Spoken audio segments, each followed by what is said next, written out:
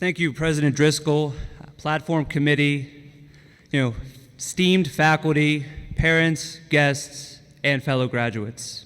Welcome to the winter commencement graduation for fall of 2015. It has been said, if you want to be happy, then lower your standards. But if you want to succeed, then raise them. My time at IUP started 5 years ago. Yet even before studying at IUP, I had caught a glimpse of its traditional buildings and the coveted oak grove. I was excited to think about potentially studying here. As a student, I was faced with the realities that every student faced, from arduous exams to planning the next steps in life. For some, it may look exactly like you planned it, and for others, there may have been a few changes along the way. Many of you may be wondering now how you made it. Regardless of how we have arrived to this moment, it is with confidence I say that we have accomplished a great feat. We now find ourselves more prepared for these next steps that we must take, knowing there is no surefire algorithm or formula for success, or formula that can guide us. This is a graduation commencement, and for that reason, I want to keep the focus on what lies ahead. IUP has instilled in us the tools most valuable, and they are standards and values. Standards define and shape who we are and how we see the world around us. They are essential to how we live our lives. What I continue to instill in those that I mentor is a realization that you must define your standards now, because if left ambiguous, the world will define them for you. From my time at IUP, I have gained the standards of developing meaningful relationships, staying persistent, being impactful, and the importance of leaving a legacy. In short, relationships matter. We all need support, especially in trying times.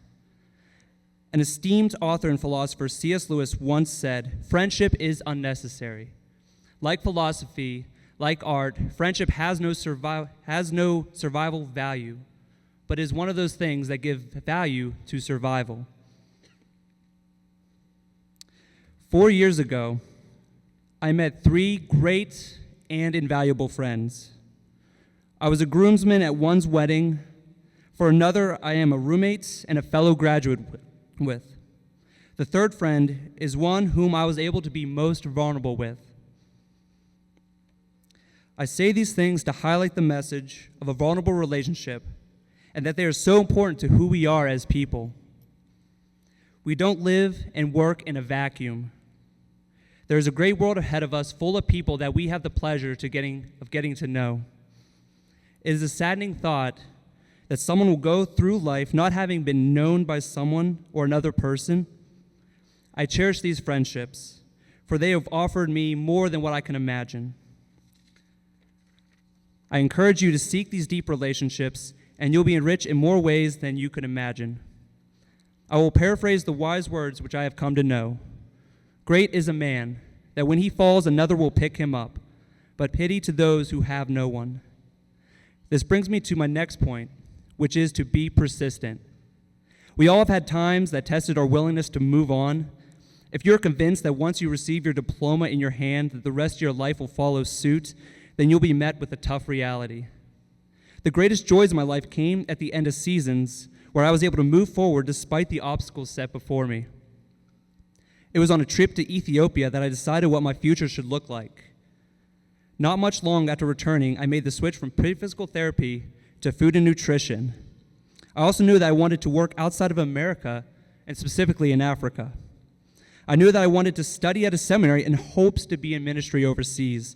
I aspired to combine my knowledge of nutrition and my love of ministry to care for the world. Who knows, this may even work for you. You may discover your life's calling as I did when you find yourself engaged in life's battles and you persevere to the end. Leaving an impact in your community is another important standard. It is an unfortunate trend for some in today's society to bring about one's own prosperity with minimal regard for everything else. What is man or woman who has met prosperity in his or her life but neglected to help those around them? Who has met the face of success but forgot who they are? Do not forget those in need, attend to them, and provide for those less fortunate. We must use that which we have learned from IUP to advance society and not just our own prerogatives. Lastly, and perhaps most importantly, is leave a legacy. The hardest question I had to answer while studying at IUP was, what kind of legacy do I want to leave? How do I want to be remembered? Our time here comes to a close at IUP as undergraduates, but we are left with the promise of exciting life ahead of us. There will be more opportunities to leave an impact on society. We all have a chance to be remembered for the impact we made in our fields of study, our lines of work, and the lives of our friends and family. The question you need to ask yourselves is not, what legacy did you leave behind, but what kind of legacy do you want to leave? As I said before, our standards are those beliefs we hold and strive to daily to accomplish, but are also the framework for which our lives and the lives around us are molded. These standards are like a quilt with each part wholly knit to one another. It is our deepest relationships that will require persistence. Persistence, when it is fully matured, brings about an impact. And when you add up all those impacts and opportunities, you see exactly what legacy you will leave behind. I will make this brief, for there's one main value which I see as most noteworthy. The value is stated, demonstrating an excellent return on your educational investment. In order to receive the most from your careers or further education, you must be willing to invest yourself into the very things you aspire to. How much are you willing to invest in those next steps? You see, we get to appreciate what those next steps are because we find ourselves more prepared to enter to the world as IUP's next generation of alumni. I leave you with these words from the great author Stephen Chbosky, who said, "So I guess we are who we are for a lot of reasons, and maybe we'll never know most of them. But even if we don't have the power to choose where we come from, we can still choose where we go from there. We can still do things. Let's go into the world with our refined standards and adventure in our hearts to leave a legacy worth remembering." Thank you.